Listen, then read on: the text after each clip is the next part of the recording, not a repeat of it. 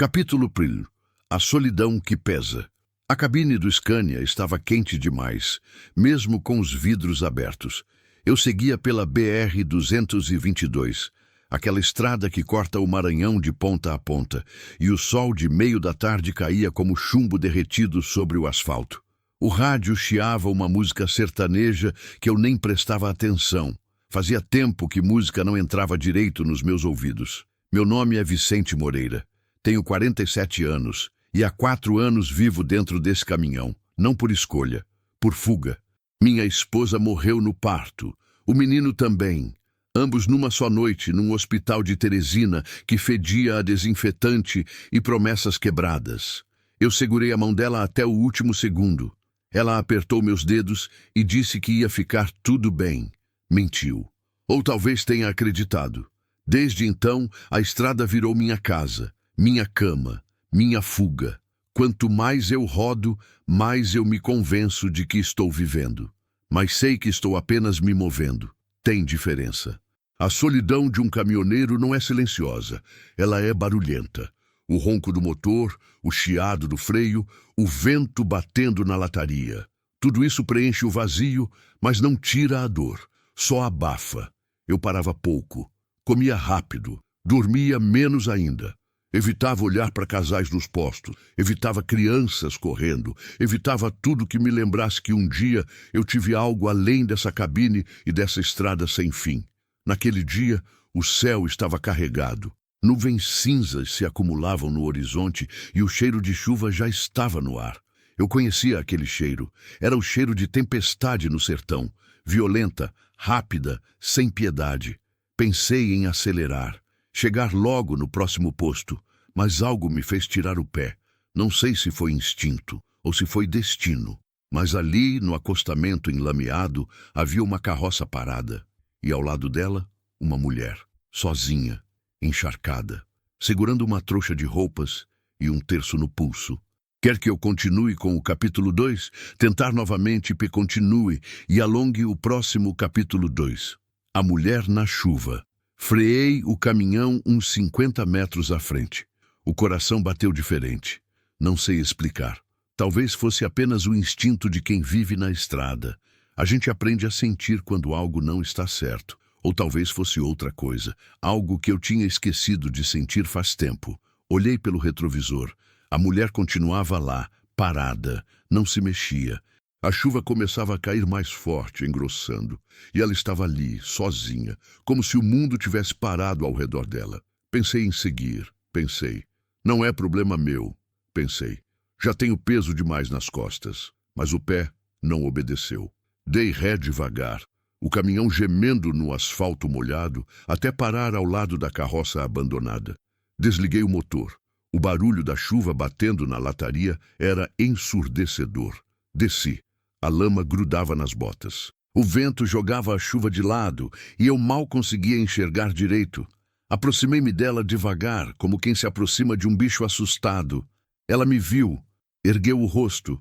Os olhos eram escuros, fundos, cansados, mas firmes. Não havia lágrimas.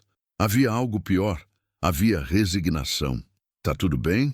Perguntei, sabendo que era uma pergunta idiota. Ela não respondeu de imediato. Apenas me olhou, como se estivesse decidindo se eu era real ou mais uma ilusão do cansaço. "Não tá", disse, finalmente. A voz era rouca, mas clara. "Mas vai ficar." Olhei ao redor. A carroça estava vazia, as rodas atoladas na lama. Não havia cavalo, não havia ninguém. Só ela, aquela trouxa de roupas velhas e o terço balançando no pulso molhado. "Onde tá quem te trouxe?" Ela deu um sorriso amargo, daqueles que doem de ver. Foi embora. "Te largou aqui?" Me expulsou. A palavra caiu como uma pedra. Fiquei calado. Não sabia o que dizer. A chuva escorria pelo meu rosto, pelo pescoço, encharcava a camisa. Mas eu não me mexia. "Quem era?" Perguntei por fim. "O patrão do marido que eu enterrei faz 3 meses. Senti um aperto no peito. "Te expulsou por quê?" Ela respirou fundo. A água escorria pelos cabelos pretos, grudados no rosto. "Porque disseram que eu matei ele." O mundo ficou mais silencioso, de repente, mesmo com a chuva. mesmo com o vento. Havia algo naquela frase que congelava tudo. Olhei nos olhos dela. Não vi culpa, vi cansaço, vi medo, vi dor, mas não vi culpa. E matou? Não. Simples assim, sem drama, sem súplica. Apenas a verdade nua, dita por alguém que já não esperava ser acreditada. Fiquei ali, parado, pingando água, sentindo o barro subir pelas botas. Tinha duas opções: entrar no caminhão e seguir em frente, ou fazer o que minha esposa teria feito. Ela sempre dizia que eu era duro demais, que a vida na estrada me deixava com o coração de concreto. Talvez ela estivesse certa, mas naquele momento o concreto rachou. Sobe aí, disse, apontando para a cabine. Não posso te deixar nessa chuva. Ela hesitou. O senhor nem me conhece. Conheço-o bastante. Tá encharcada, sozinha, e essa estrada não tem dó de ninguém. E se eu for mesmo uma assassina? Dei de ombros. Aí a gente morre junto no caminho. Foi a primeira vez que vi algo parecido com um sorriso no rosto dela. Fraco, mas estava lá. Ela pegou a trouxa, seguiu até a porta do passageiro. Eu a ajudei a subir. Quando liguei o motor, a cabine estava em silêncio. Apenas o ronco do Scania e o tamborilar da chuva no para-brisa. Ela sentou-se no banco ereta, segurando a trouxa no colo como se fosse a única coisa que restava do mundo dela. O terço escorregou do pulso e ficou pendurado entre os dedos molhados. "Para onde o senhor vai?" perguntou baixo. "Pro meu canto, uns 80 quilômetros daqui. Tem uma casa pequena na beira da estrada. Nada demais. Não quero atrapalhar." Se eu achasse que ia atrapalhar, não tinha parado. Ela ficou calada. Olhava pela janela, vendo a chuva correr no vidro, transformando o mundo lá fora num borrão cinza e verde. Segui dirigindo. Não perguntei mais nada. Às vezes, o silêncio diz mais do que qualquer palavra. O caminho foi longo. A chuva não dava trégua. O asfalto brilhava perigoso e eu precisava ir devagar. Os pneus cantavam na água e o para-brisa mal dava conta de limpar. O limpador ia e vinha, ritmado, hipnótico. Ela continuava imóvel. De vez em quando, eu olhava de lado. O perfil dela era delicado, mas havia uma dureza ali, uma força calada, a força de quem já passou por coisas que quebrariam outras pessoas. "Como é seu nome?" perguntei, quebrando o silêncio. "Rosa." "Rosa o quê?" "Só Rosa. O resto não importa mais." Entendi. Às vezes a gente perde o sobrenome junto com o passado. "Eu sou Vicente." "Prazer, Vicente." Ficamos em silêncio de novo, mas era um silêncio diferente agora, menos pesado. Como se o simples ato de dizer nossos nomes tivesse criado uma ponte frágil entre duas ilhas solitárias. Quando a chuva começou a afrouxar, ela falou de novo. "Por que o senhor parou?" Pensei na resposta. Poderia ter mentido, dito que era costume, que sempre ajudo quem está na estrada, mas menti demais para mim mesmo nos últimos anos. Não ia começar a mentir para ela também. "Não sei", respondi. "Acho que vi você ali, sozinha, e lembrei que eu também tô sozinho. E pensei que talvez a gente pudesse ficar menos sozinho junto." Ela virou o rosto para mim, me olhou de um jeito que ninguém me olhava fazia anos, com atenção, com cuidado. "O senhor perdeu alguém", disse. Não era pergunta. "Perdi." "Faz tempo?" 4 anos. "E ainda dói?" Segurei o volante com força. "Todo dia." Ela assentiu, devagar. "Então a gente é parecido." "É? É. Eu também perdi alguém. Mas o que eu perdi não era amor, era prisão. E quando ele morreu, eu senti alívio." A voz dela tremeu. "E isso me assusta mais do que qualquer acusação." Não respondi, porque não havia resposta. Só dirigi. E pela primeira vez em 4 anos, senti que talvez houvesse uma razão para eu ainda estar vivo. Chegamos quando o sol começava a se pôr. A casa era simples, madeira velha, tinta descascada, varanda torta. Ficava uns 20 metros da BR, escondida atrás de algumas árvores secas. Não era grande coisa, mas era minha. Desliguei o motor. O silêncio voltou. Mas era um silêncio diferente, cansado, mas não vazio. "É aqui", disse. Rosa olhou pela janela. É bonita.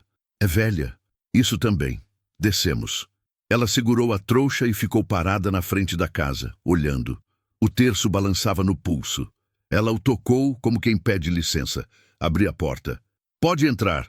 Tem um quarto nos fundos. Cama limpa. Banheiro funciona.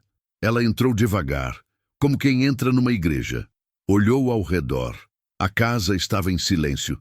Poeira na mesa. Roupas largadas. Pratos na pia. A casa de um homem que desistiu de viver e só existe. Pode ficar uns dias, ele disse, até decidir o que vai fazer. Ela se virou para mim. Não quero dar trabalho. Trabalho é o que sobra, respondi. Companhia é o que falta. Pela segunda vez, vi um sorriso no rosto dela, fraco, mas estava lá. E naquela noite, pela primeira vez em 4 anos, não dormi sozinho na casa. Tinha alguém no quarto ao lado, e isso mudou tudo. Quer que eu continue com o capítulo 3? Tentar novamente continue e alongue o próximo capítulo 3. O peso do silêncio. Não dormi naquela noite. Fiquei deitado na cama, olhando para o teto rachado, ouvindo os sons da casa. Sons que eu tinha esquecido. O rangido da cama no quarto ao lado quando ela se deitou. O barulho leve da água correndo quando ela tomou banho. O silêncio depois, quando tudo ficou quieto. Mas era um silêncio diferente. Não era o silêncio vazio de sempre. Era o silêncio de saber que tem alguém ali, alguém respirando, alguém vivo. Eu tinha esquecido como era isso. Virei de lado, olhei para a janela. A lua estava cheia, jogando uma luz prateada nas árvores lá fora. O vento balançava os galhos secos e eu ouvia o barulho dos caminhões passando na BR, lá longe. O mundo continuava girando, mas aqui dentro algo tinha parado, ou recomeçado. Não sabia direito. Fechei os olhos e tentei dormir.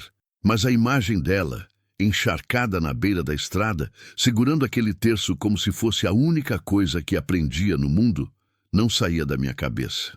Rosa, nome bonito, nome de flor, mas ela não parecia frágil. Parecia resistente. Como aquelas plantas do sertão que crescem na seca, nas pedras, onde nada deveria crescer. Suspirei fundo. Me perguntei o que diabos eu estava fazendo, trazendo uma estranha para casa. Uma mulher acusada de matar o marido. Eu nem sabia se era verdade ou mentira. Nem sabia nada sobre ela. Mas sabia uma coisa. Quando olhei nos olhos dela, não vi maldade. Vi dor. E dor eu conhecia bem. Acordei com o cheiro de café. Abri os olhos confuso. A luz da manhã entrava pela janela e por um segundo achei que estava sonhando. Fazia anos que não acordava com cheiro de café fresco na casa. Levantei devagar, vesti a calça e a camisa amassada que estava jogada na cadeira e fui até a cozinha. Rosa estava lá, de costas para mim, mexendo algo no fogão. Usava a mesma roupa do dia anterior, ainda um pouco úmida, mas tinha amarrado o cabelo num coque baixo. O terço estava no pulso, como sempre. Ela se virou quando me ouviu. "Bom dia", disse com a voz ainda rouca de sono. "Bom dia", respondi sem saber direito o que fazer. "Fiz café, achei o pó no armário, espero que não se importe." "Não, tá bom." Ela serviu 2 xícaras e colocou uma na mesa. Sentei, ainda meio atordoado. Peguei a xícara, soprei, dei um gole. Estava forte, do jeito que eu gostava. "Tem pão?" perguntou ela. "Não." "Tem farinha?" "Acho que sim." No armário ali. Ela foi até o armário. Achou um pacote de farinha de trigo e outro de fubá. Pegou uma tigela, começou a misturar. Não perguntou nada, apenas fez. Fiquei ali, sentado, tomando café, vendo ela trabalhar. Fazia tempo que alguém se mexia naquela cozinha. Fazia tempo que a casa tinha vida. "Não precisa fazer isso", disse, mais por educação do que por vontade. "Eu sei. Mas preciso fazer alguma coisa. Não consigo ficar parada." Entendi. Ela estava fugindo dos próprios pensamentos, igual eu. Passamos a manhã assim.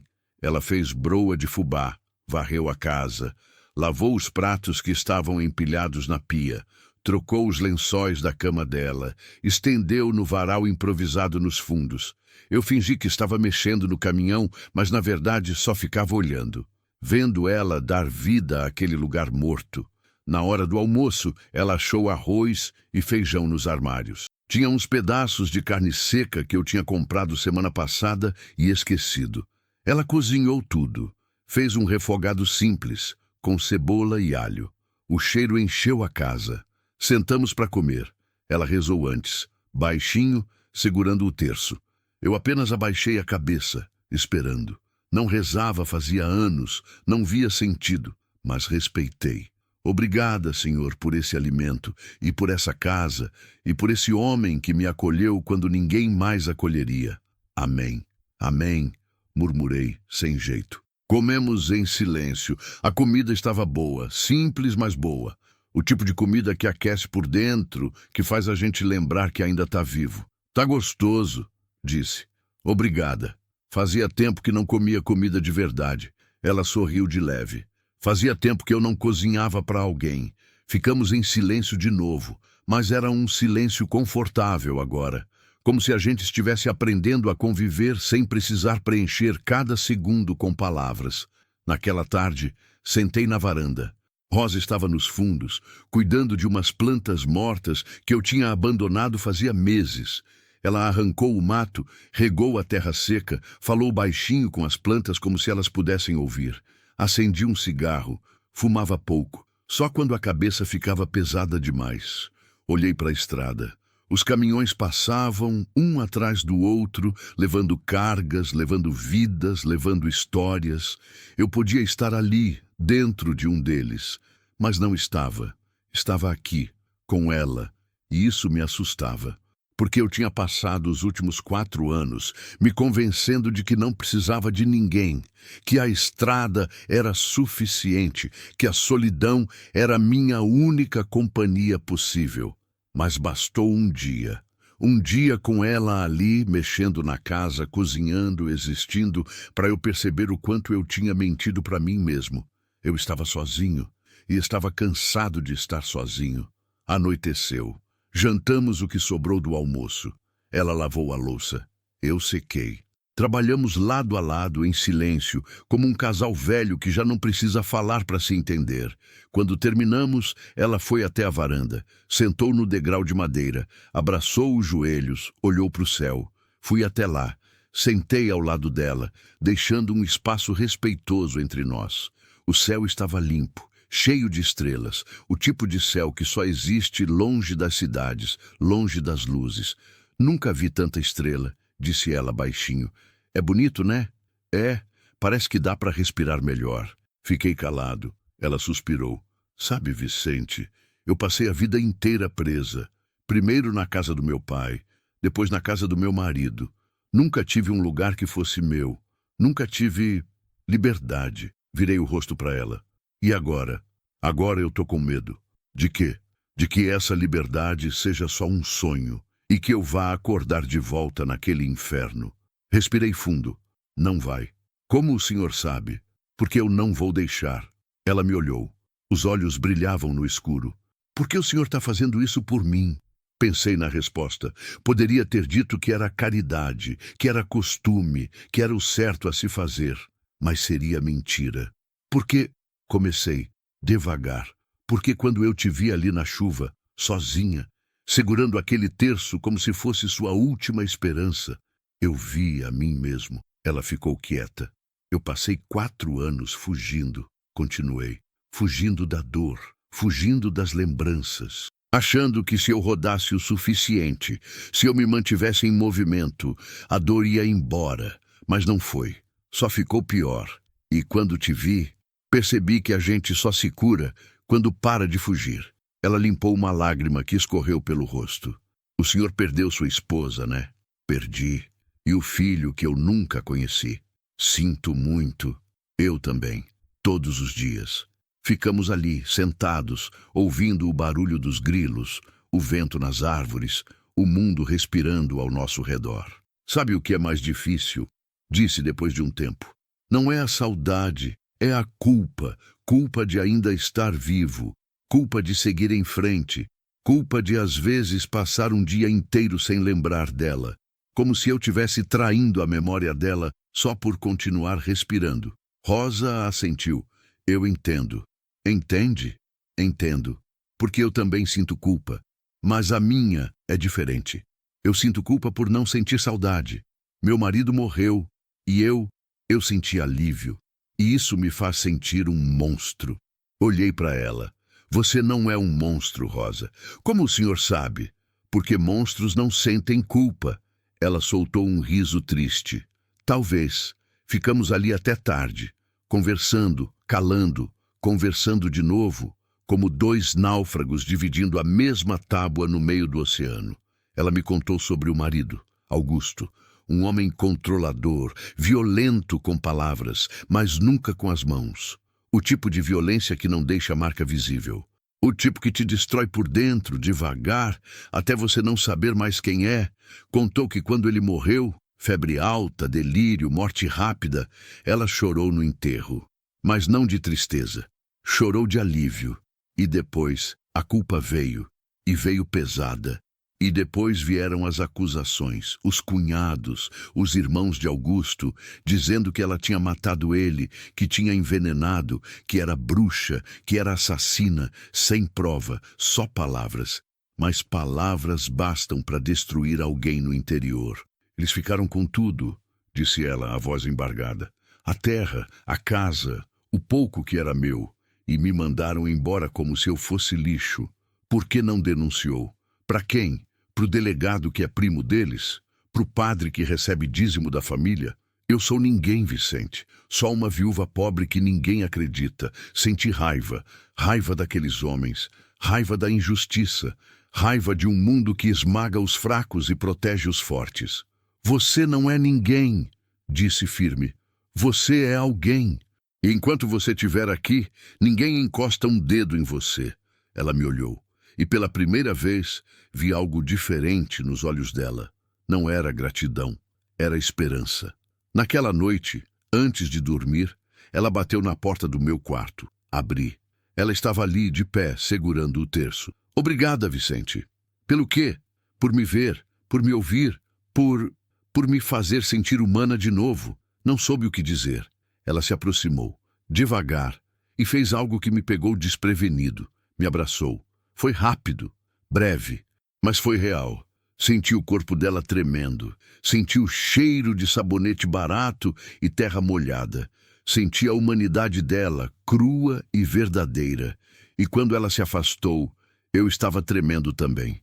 Boa noite, disse ela, e voltou para o quarto. Fiquei ali, parado no corredor escuro, sentindo o coração bater descompassado. Fazia 4 anos que ninguém me abraçava. 4 anos que eu não sentia o toque de outra pessoa. E naquele momento percebi algo que me assustou profundamente. Eu estava começando a sentir de novo, e não sabia se isso era bom ou ruim. Só sabia que era real. Quer que eu continue com o capítulo 4? Tentar novamente. Continue e alongue o próximo capítulo 4. Raízes no asfalto. Os dias seguintes passaram como água mansa.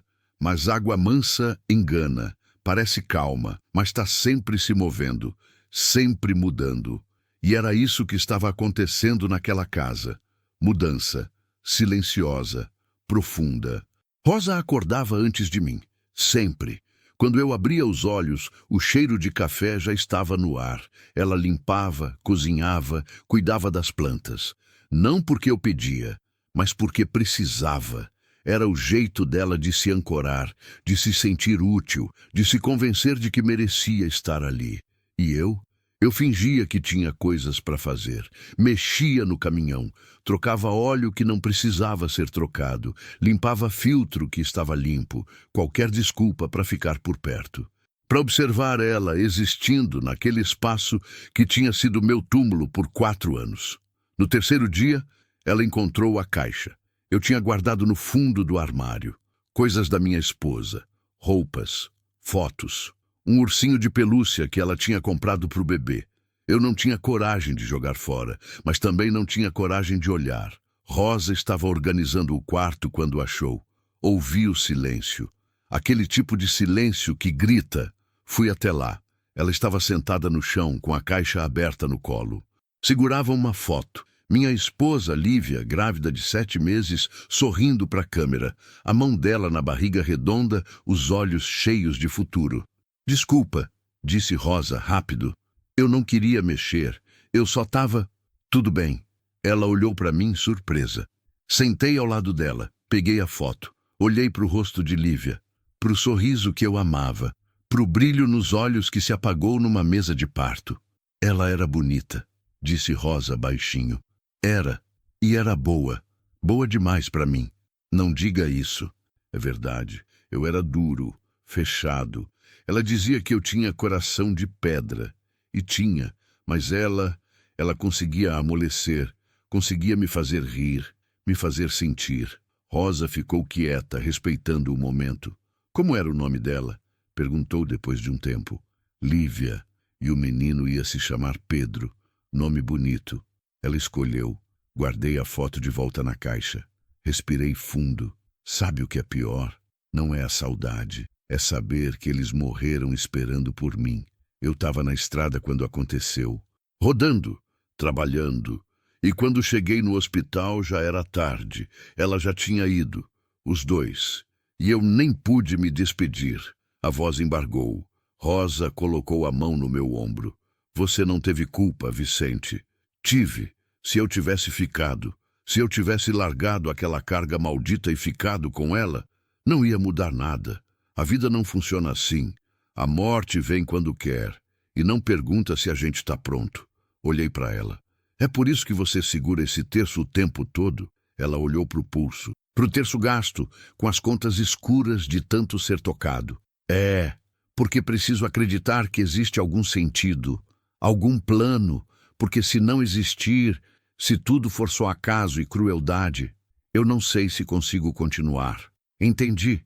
Éramos iguais no fim das contas. 2 sobreviventes tentando encontrar sentido num mundo que não fazia sentido nenhum. Fechei a caixa. Guarda ela de volta, disse. Não precisa esconder. Só deixa lá, no lugar dela. Rosa assentiu. E naquele momento senti algo estranho. Não era traição, não era culpa, era permissão. Como se Lívia estivesse dizendo, pode seguir, pode viver, eu não vou te prender. Naquela noite, sentamos na varanda de novo. Tinha virado costume, jantar, lavar louça e sentar ali, vendo a noite cair, ouvindo o mundo respirar. Vicente, disse ela, quebrando o silêncio. Posso te fazer uma pergunta? Pode. Por que você ainda mora aqui, nessa casa? Você podia vender, morar em qualquer lugar. Pensei na resposta. Porque essa era a casa dela, nossa. A gente comprou juntos. Era onde a gente ia criar o Pedro. Era onde a gente ia envelhecer. E se eu largar essa casa, é como se eu largasse eles também. Mas eles não estão aqui, Vicente. Eu sei. E você está vivendo num túmulo. As palavras doeram, mas eram verdade. Talvez, admiti. Mas é o único jeito que eu sei de ainda estar perto deles. Rosa ficou quieta por um momento. Sabe o que eu aprendi? Disse, finalmente. Aprendi que a gente não honra os mortos se enterrando com eles. A gente honra os mortos vivendo, vivendo do jeito que eles gostariam que a gente vivesse. E como você sabe o que eles gostariam? Porque quem ama de verdade não quer que a gente morra junto. Quer que a gente siga, que a gente seja feliz, mesmo sem eles. Olhei para ela. Você acredita nisso? Tô tentando. Sorri. Foi um sorriso triste, mas era um sorriso. Então, a gente tenta junto. Ela pegou minha mão. Foi a primeira vez que nos tocamos assim, sem ser por acidente, sem ser por consolo, apenas conexão. Senti a pele áspera dela, a força nos dedos calejados, a vida pulsando ali, real e presente. E não soltei. Ficamos ali, de mãos dadas, como 2 crianças com medo do escuro. No 5º dia, levei ela para a cidade. Precisava pegar peças para o caminhão. E ela disse que queria comprar algumas coisas. Roupas, sabonete, coisas de mulher. Não quis que ela gastasse do pouco que tinha, mas ela insistiu. Não posso depender de você para sempre, Vicente. Pode sim. Não posso e não vou, teimosa. Mas eu gostava disso. Fomos num Scania velho emprestado do posto. O meu estava sem um rolamento que eu tinha encomendado. A cidade era pequena, Buriticupu, daquelas onde todo mundo conhece todo mundo e onde todo mundo se mete na vida de todo mundo. Paramos na praça. Rosa desceu e eu fiquei no caminhão, esperando. Mas 5 minutos depois, voltei atrás. Não ia deixar ela sozinha. Não depois do que ela tinha passado. A encontrei na loja de tecidos. Ela estava olhando uns vestidos simples, tocando o pano com cuidado, como quem não tem direito de querer. Pode escolher, disse, chegando perto. Ela se assustou.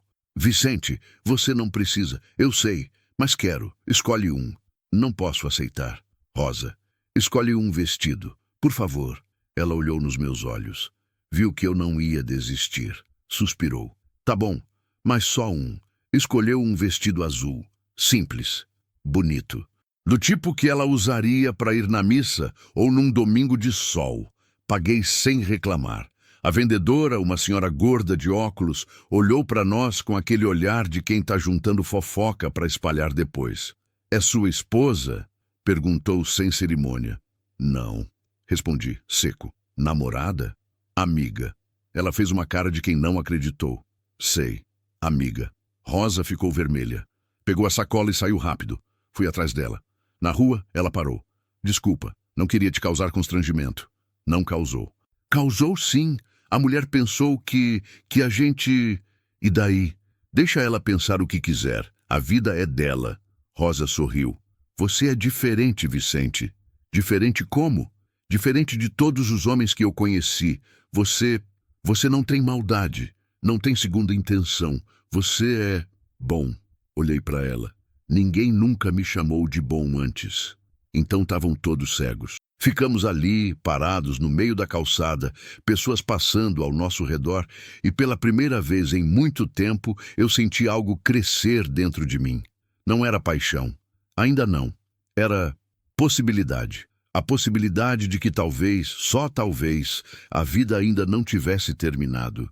Voltamos para casa no fim da tarde. O sol estava caindo, pintando o céu de laranja e roxo. Rosa abriu a janela do caminhão, deixou o vento bater no rosto. Ela fechou os olhos, e pela primeira vez desde que a conheci, vi paz naquele rosto. Sabe, Vicente, disse ela, com os olhos ainda fechados, eu nunca fui feliz, nem quando criança. Meu pai bebia, batia na minha mãe, e quando ela morreu, ele me vendeu para o Augusto como se eu fosse gado. Casei com 13 anos. 13. Ainda era criança e passei os últimos 15 anos servindo um homem que nunca me amou, que nunca me viu como gente. Apertei o volante. E agora? Perguntei. Ela abriu os olhos. Agora, pela primeira vez, eu me sinto livre, eu me sinto viva. Isso é bom. É, mas também é assustador. Por quê? Porque... Ela hesitou. Porque eu tenho medo de acordar e descobrir que tudo isso foi um sonho. Que você foi um sonho. E que eu ainda tô presa naquele inferno. Encostei o caminhão na beira da estrada. Desliguei o motor. Virei para ela. Rosa, me olha. Ela olhou. Isso aqui é real. Eu sou real. E você tá livre. De verdade. E enquanto eu tiver vida, ninguém te prende de novo. Entendeu? Os olhos dela encheram de lágrimas. Por que você está fazendo isso por mim? Porque... Respirei fundo. Porque eu passei 4 anos morto por dentro. E você me fez sentir vivo de novo. Então não é só eu ajudando você, é você me salvando também. Ela soluçou. E então, sem pensar, sem planejar, sem controle, ela se jogou nos meus braços. Abracei ela, forte.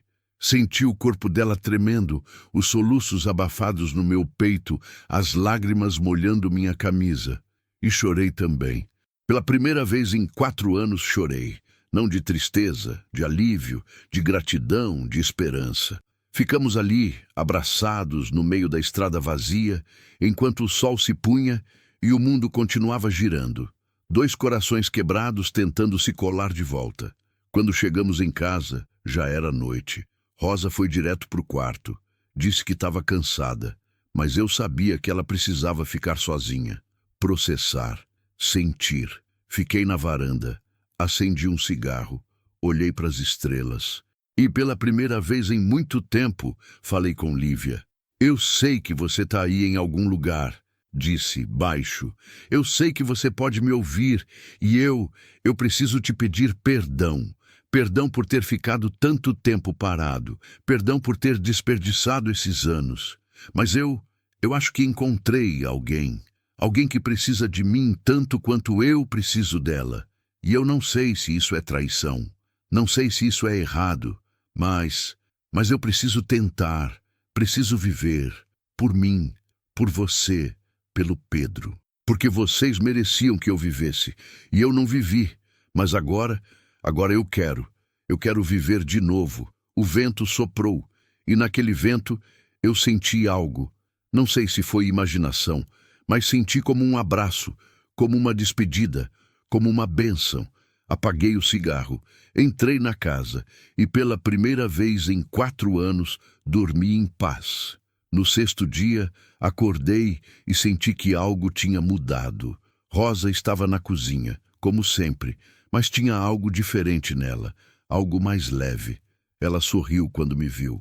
Um sorriso de verdade, largo, bonito. Bom dia, disse ela. Bom dia. Fiz ovo com bacon. Achei na geladeira. Você achou bacon na minha geladeira? Deve ser fóssil. Ela riu, e o som da risada dela encheu a casa. Sentamos para comer, e enquanto comíamos, conversamos, de verdade. Não sobre dor, não sobre passado, sobre pequenas coisas, sobre o dia, sobre o céu azul lá fora, sobre os pássaros que ela tinha visto de manhã. Coisas simples, coisas normais, coisas de gente viva. E naquele momento entendi algo importante. A gente não se apaixona de repente. A gente se apaixona aos poucos. Um café de cada vez, um sorriso de cada vez, um silêncio confortável de cada vez. E eu estava me apaixonando por Rosa, devagar, mas estava. E isso me assustava e me alegrava ao mesmo tempo, porque significava que meu coração, mesmo despedaçado, ainda sabia bater. Naquela tarde, saí para buscar as peças do caminhão. Quando voltei, encontrei Rosa no quintal. Ela tinha plantado flores, girassóis, ainda pequenos, mas vivos. De onde você tirou as sementes? Perguntei. Achei na casa abandonada ali do lado. Ninguém mora lá faz tempo. Pensei que talvez a gente pudesse dar vida a esse lugar. Olhei para os girassóis, depois para ela. A gente já deu, disse. Ela sorriu, e naquele sorriso vi tudo o que eu precisava ver. Vi futuro, vi esperança, vi lar. Quer que eu continue com o capítulo 5? Tentar novamente pé continue e alongue o próximo. Capítulo 5. Sombras na estrada. A paz durou 1 semana. 7 dias de rotina tranquila. De café pela manhã, de conversas na varanda, de risos tímidos, de mãos que se tocavam sem querer e não se afastavam mais. 7 dias em que eu quase consegui acreditar que o passado tinha ficado para trás. Quase. Foi numa quinta-feira que tudo mudou. Eu estava embaixo do caminhão, trocando o rolamento que tinha chegado finalmente, quando ouvi o barulho. Cascos de cavalo na terra. Mais de um. Vindo devagar pela estrada de chão que levava até a casa. Saí debaixo do Scania, limpei as mãos no pano sujo de graxa e olhei. 2 cavalos, 2 homens, chapéus de couro, roupas de vaqueiro, rostos queimados de sol. O tipo de homem que a gente reconhece de longe. Homens acostumados a mandar, a tomar, a não ouvir não. Senti o estômago apertar. Rosa estava na cozinha. Ouvi o barulho da louça parando. Ela tinha ouvido também. Os cavaleiros pararam no portão, não desceram, apenas ficaram ali, olhando, avaliando, como quem mede uma presa antes de atacar. Caminhei até eles, devagar, cada passo calculado, deixando claro que aquele era meu território. Posso ajudar? Perguntei. A voz saiu mais fria do que eu esperava. O mais velho, um homem de uns 50 anos com bigode grisalho e olhos de cobra, sorriu. Mas não era um sorriso amigável. Era o tipo de sorriso que vem antes de uma ameaça. Vicente Moreira, não é? disse ele com a voz arrastada. Caminhoneiro, viúvo, mora sozinho aqui faz tempo. Quem quer saber? Antônio Tavares. E esse aqui é meu irmão, Fernando. O nome caiu como uma pedra no estômago. Tavares. Os cunhados de Rosa. Fernando era mais novo, talvez uns 40, com o rosto marcado por cicatrizes de briga e os olhos pequenos demais. Ele não sorria. Apenas mastigava um palito e me olhava como se eu fosse um cachorro que precisava ser domado. Disse cruzando os braços. O que vocês querem? Antônio se inclinou na cela. O cavalo bufou, impaciente. Ouvimos falar que tem uma mulher morando aqui, uma tal de Rosa, a viúva do nosso irmão Augusto. E daí? E daí que essa mulher é perigosa, é assassina, matou nosso irmão, envenenou ele com chá de ervas do demônio, e a gente tem obrigação de avisar os vizinhos, para a segurança de todos. Senti a raiva subindo, quente, pulsando nas têmporas. Rosa não matou ninguém. Antônio riu, um riso seco, sem humor. Ah, é? E como é que você sabe? Conhece ela faz quanto tempo? Uma semana? 2? Sabe o que ela é capaz? Sei o suficiente para saber que vocês estão mentindo. Fernando cuspiu o palito no chão. Cuidado com as palavras, caminhoneiro. Você não sabe com quem está falando. Sei sim. Tô falando com 2 covardes que expulsaram uma mulher inocente para ficar com as terras dela. O silêncio que se seguiu foi pesado. Antônio parou de sorrir. Os olhos ficaram frios, perigosos. As terras eram do nosso irmão, e quando ele morreu, voltaram para a família. Como manda a lei. Lei de vocês, não é? A única que importa por aqui. Fernando desceu do cavalo, devagar, ameaçador. Era maior do que eu, mais largo, mais novo. Mas eu não recuei. A gente não veio brigar, disse Antônio, ainda montado. A gente veio avisar. Essa mulher é má influência, é bruxa, traz desgraça. E se você for esperto, manda ela embora antes que a desgraça chegue na sua porta também. A única desgraça que eu vejo chegando na minha porta são vocês 2. Fernando deu um passo à frente, apertou os punhos. Antônio ergueu a mão num gesto de calma. Deixa, Fernando, o homem está confuso, está pensando com a parte errada do corpo.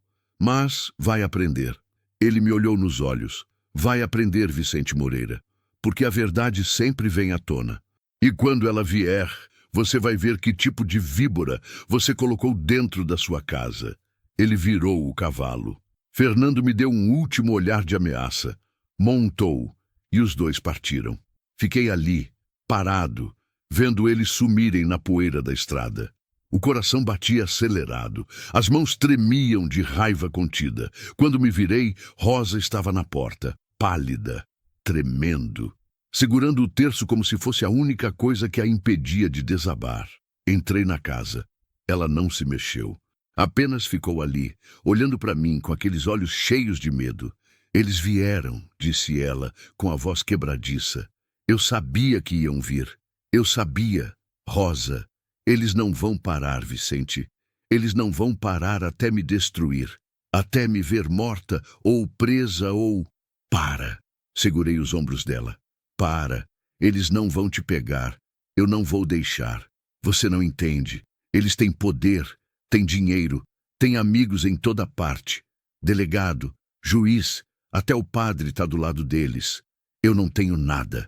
Ninguém vai acreditar em mim. Eu acredito. Você é só um. Então vou ser o bastante.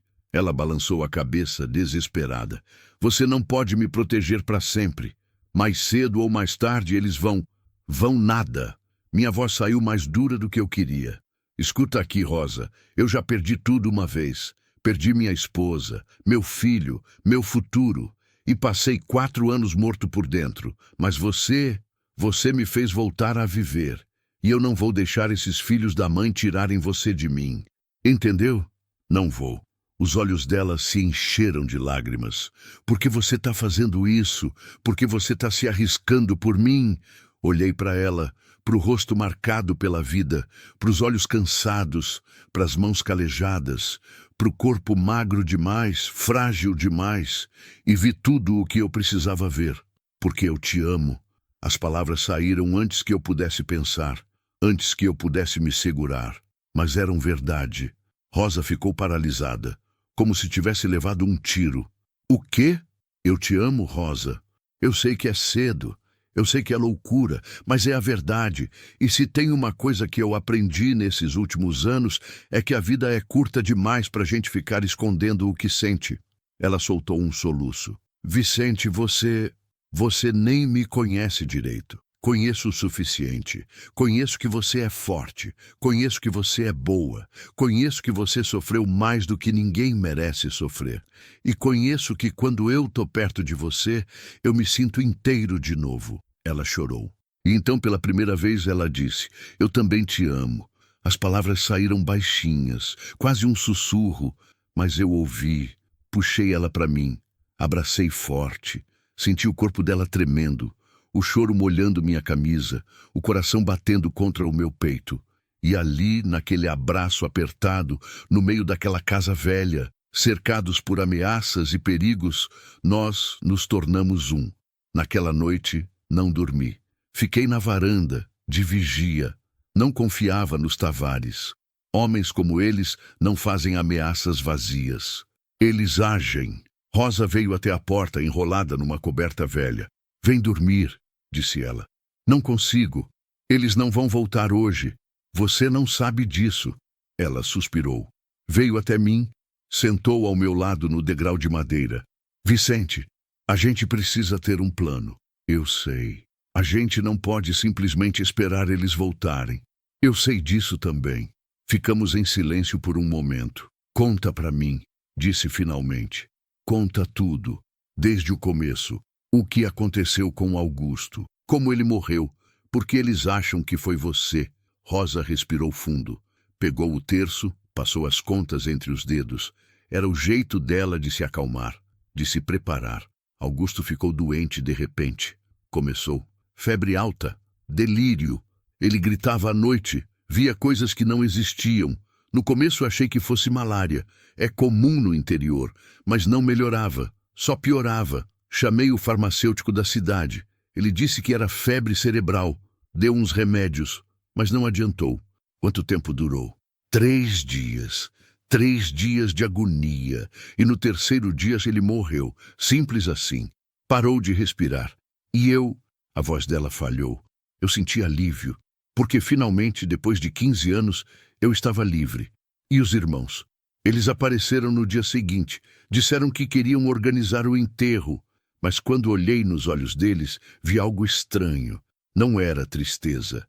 Era satisfação. Como se eles já esperassem pela morte dele. Eles sabiam que ele ia morrer. Acho que sim. Acho que... Ela hesitou. Acho que foram eles que mataram Augusto. A revelação caiu como um raio. Tem certeza? Não tenho prova. Mas tenho certeza. Eles sempre quiseram as terras. Mas Augusto era teimoso. Não vendia. Não dividia. Então eles precisavam que ele morresse. E me culparam para ficar com tudo. Tudo fazia sentido agora. A expulsão, as acusações, a rapidez com que ela perdeu tudo. Não era justiça. Era um assassinato planejado. E Rosa era apenas a bode expiatória. A gente precisa provar isso, disse. Como? Não tem corpo. Ele foi enterrado rápido. Não tem testemunha. Eu estava sozinha com ele quando morreu. Tem que ter alguma coisa, algum rastro, alguma evidência. Rosa balançou a cabeça. Vicente, essas pessoas não deixam rastro. Eles são espertos, poderosos. E eu sou ninguém. Você não é ninguém, Rosa. E a gente vai achar um jeito. Como? Olhei para ela.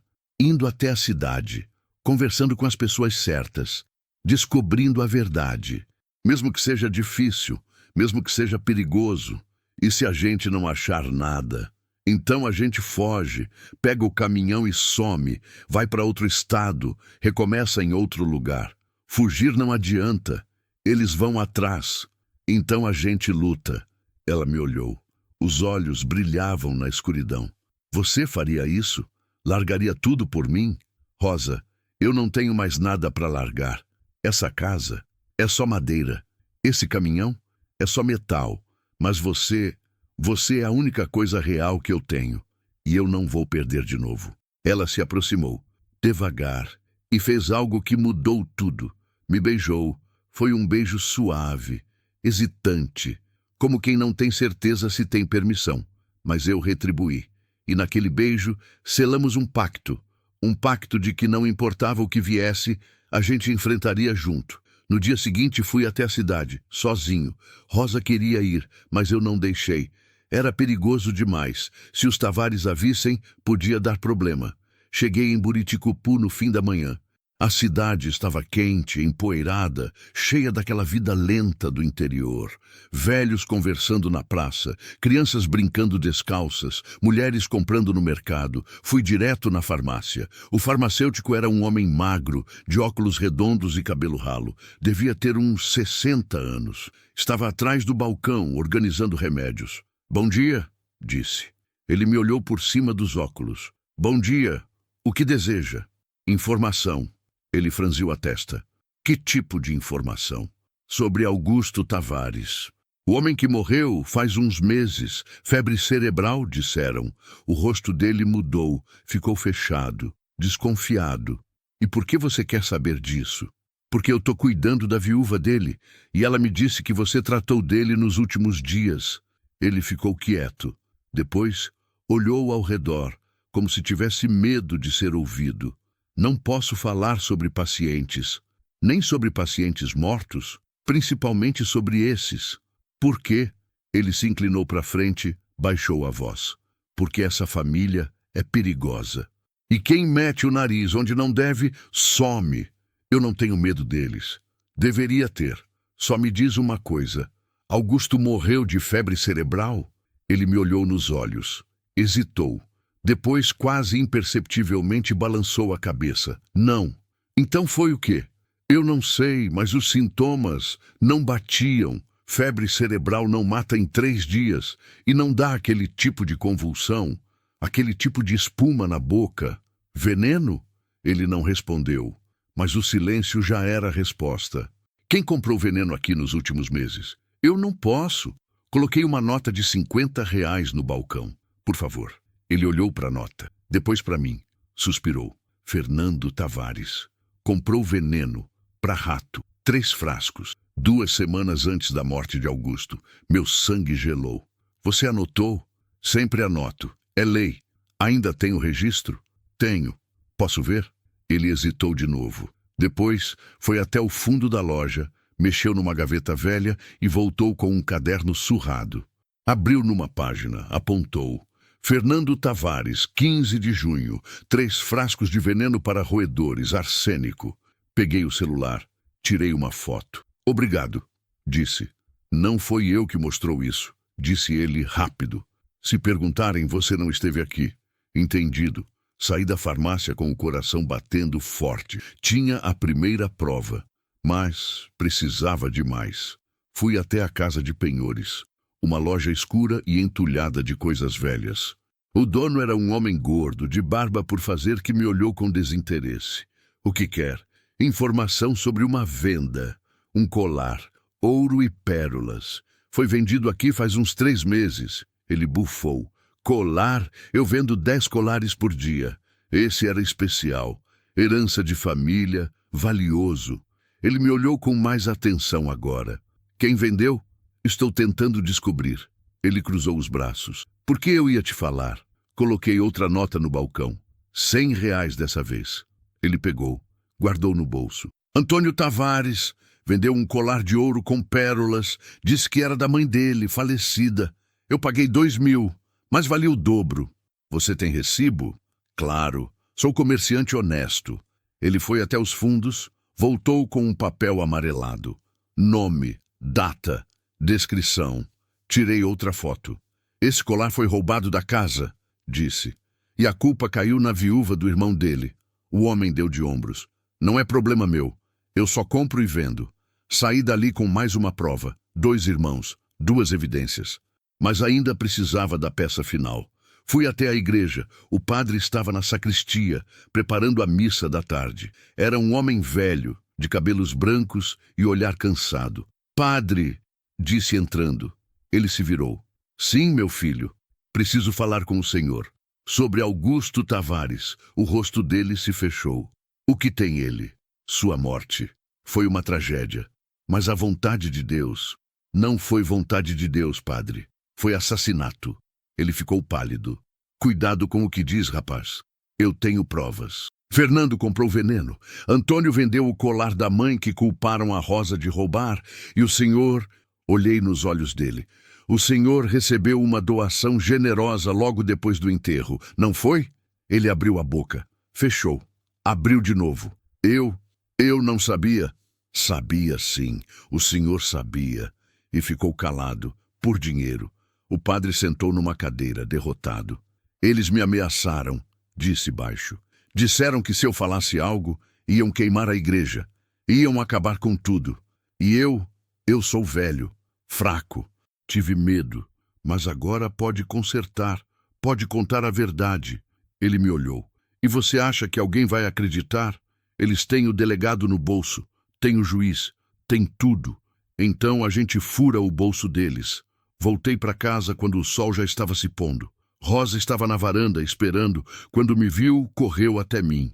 E aí? Mostrei o celular, as fotos, as provas. Ela cobriu a boca com as mãos. Meu Deus! Então era verdade. Eles mataram o próprio irmão. Mataram. E te culparam. Mas o que a gente faz agora? Agora a gente vai atrás do delegado e mostra isso para ele. E se ele não fizer nada, a gente vai mais alto. Vai para o jornal. Vai para onde precisar ir. Ela me abraçou. Obrigada. Obrigada por acreditar em mim. Sempre vou acreditar. Mas no fundo eu sabia. As coisas iam piorar antes de melhorar. E eu estava certo. Quer que eu continue com o capítulo 6? Tentar novamente. Continue e alongue o próximo. Capítulo 6. A noite em que tudo queimou. Naquela noite, algo me acordou. Não foi um barulho. Foi a ausência dele. Aquele silêncio pesado que vem antes da tempestade. O tipo de silêncio que faz o corpo inteiro ficar em alerta, mesmo antes da mente entender o porquê. Abri os olhos no escuro. O coração já batia acelerado. Levantei devagar, descalço, e fui até a janela. Olhei lá fora. A lua estava alta, iluminando o quintal. Tudo parecia normal. As árvores paradas, o caminhão estacionado, a estrada vazia, mas algo estava errado. Eu sentia. Então vi uma luz, pequena, laranja, piscando no canto do meu campo de visão. Virei a cabeça. O caminhão, meu Scania vermelho, estava pegando fogo. O mundo desabou. Corri para fora descalço mesmo, de calça e camiseta, gritando. O fogo já tinha tomado a cabine. As chamas lambiam o capô. Subiam para o céu como línguas do inferno. Não! Não! Não! Corri até o caminhão. O calor era insuportável. Recuei, protegendo o rosto com o braço. Tentei abrir a porta. Impossível. O metal estava quente demais. A tinta bolhando, o vidro rachando. Vicente! Rosa apareceu atrás de mim, o terço na mão, os olhos arregalados de horror. Sai daí! Gritei. Volta para casa. E você? Eu vou tentar apagar. Corri até a mangueira nos fundos. Abri a torneira no máximo. O jato de água era fraco, ridículo contra aquelas chamas gigantes. Mirei na cabine. A água chiava ao tocar o metal quente, virando vapor. Mas o fogo não cedia. Não cedia. Rosa voltou com baldes, jogou água. Eu joguei mais. Nós dois lutando contra o impossível, contra a destruição, contra o fim de tudo. Mas o fogo era mais forte. Em 15 minutos não restava nada. O Scania, meu companheiro de estrada, minha casa sobre rodas. A única coisa que sobrou da minha vida antiga era agora um esqueleto de ferro retorcido e fumegante. Caí de joelhos na terra. Olhei para aquela carcaça destruída, para as cinzas, para o fumo subindo para o céu noturno, e algo dentro de mim quebrou. Não chorei. Estava além do choro. Estava num lugar vazio, onde nem a dor consegue chegar direito. Rosa se ajoelhou ao meu lado. Passou o braço pelos meus ombros. Não disse nada, porque não havia nada a dizer. Ficamos ali, os dois de joelhos, vendo o que restava do fogo morrer devagar. Foi então que eu vi, no chão, perto do caminhão, Um galão de gasolina, vazio, jogado de lado na terra. Me levantei, peguei o galão. Havia algo escrito nele, com caneta permanente. 2 letras. A.T. Antônio Tavares. A raiva voltou, quente, violenta, pulsando nas veias como lava. Eles tinham feito isso, tinham vindo na calada da noite como ratos e queimado minha vida. Vicente, disse Rosa, vendo minha expressão. O que você vai fazer? Não respondi. Apenas segurei o galão com força, os nós dos dedos brancos. Vicente, por favor, não faz nada precipitado. Eles querem isso, querem te fazer reagir, te fazer errar. Eles queimaram meu caminhão, Rosa. Eu sei. Aquele caminhão era tudo o que eu tinha. Era minha forma de viver. Era minha forma de respirar. Eu sei, Vicente. Eu sei. E eles vieram aqui, na minha casa, e destruíram tudo. Minha voz estava saindo estranha, rouca, quebrada. Rosa segurou meu rosto com as 2 mãos. Me obrigou a olhar para ela. Escuta, escuta aqui. Eles querem te destruir, querem te quebrar. Mas se você for atrás deles agora, você vai cair direto na armadilha. Eles vão dizer que você atacou eles. Vão te prender. Ou pior, e aí eu vou ficar sozinha de novo. E eles vão ter vencido. As palavras entraram devagar. Eu estava ofegante, tremendo. Mas ela tinha razão. Soltei o galão. Ele caiu na terra com um som oco. O que eu faço então? Perguntei, a voz quebrando. O que eu faço, Rosa? A gente vai até o delegado, amanhã, de manhã, com as provas, com esse galão. E a gente enterra esses desgraçados da forma certa, com a lei, não com as mãos. Olhei para ela, para os olhos firmes, para a força que ela tinha mesmo quebrada, e assenti. Tá bom, a gente faz do seu jeito. Ela me abraçou. E ali, no meio das cinzas, do cheiro de borracha queimada e metal derretido, eu segurei ela como se fosse a única coisa que me impedia de cair no abismo. Não voltamos para casa. Ficamos na varanda, sentados no degrau de madeira, vendo o céu clarear devagar. O caminhão fumegante era uma sombra negra contra o amanhecer. Rosa encostou a cabeça no meu ombro. Você vai reconstruir ele, disse baixinho. Não sei se tenho dinheiro para isso. A gente dá um jeito. Não sei se tenho forças para isso. Eu te dou. Olhei para ela. Como você consegue ser tão forte? Porque eu passei a vida inteira sobrevivendo. E aprendi que a única forma de continuar é não desistir. Nunca. Nem quando tudo parece perdido. E se a gente perder essa luta? Então a gente perde lutando, não fugindo, não desistindo. Segurei a mão dela. Eu te amo, Rosa. Eu também te amo, Vicente. Foi a 2ª vez que dissemos essas palavras. E dessa vez, elas vieram sem medo, sem hesitação. Apenas verdade crua e absoluta. Quando o sol nasceu completamente, fomos até a cidade. Peguei a caminhonete velha do vizinho emprestada. Um homem de 70 anos que não fazia perguntas e só assentia quando eu pedia ajuda.